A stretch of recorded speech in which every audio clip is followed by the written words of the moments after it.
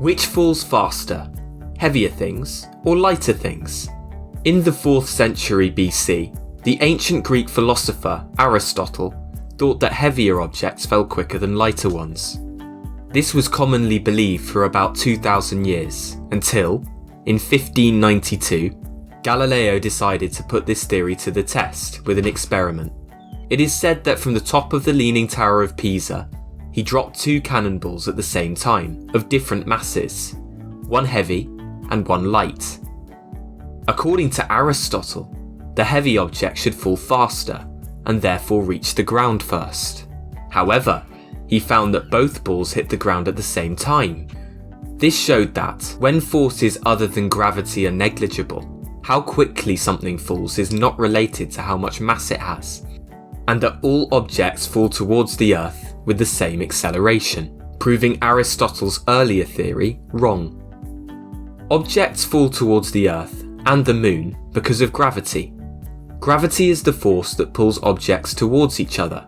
Gravity is proportional to mass, so the higher an object's mass, the larger the gravitational force on it.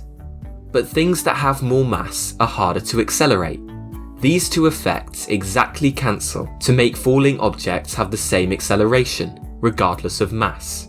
So on any given planet, when gravity is the only force acting, all objects should fall downwards with the same acceleration. But then why does a feather fall slower than a hammer on Earth?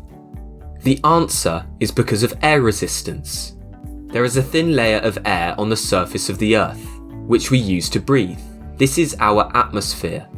Air causes friction with objects as they fall through it, which slows them down. Parachutists use this effect to slow their fall when falling from great heights. Air resistance on an object increases as its surface area increases, and as the feather has a much larger surface area compared to its weight than the hammer, there is more air resistance, and so it falls much slower. But what about if we were to drop them on the Moon, where there is no air resistance? The force that pulls objects down on the surface of the Moon is less than that on Earth. This is because the Moon's mass is much smaller than Earth's. The gravitational acceleration of an object on Earth is 9.8 meters per second squared, while on the Moon it is only 1.6 meters per second squared, so all objects fall slower on the Moon.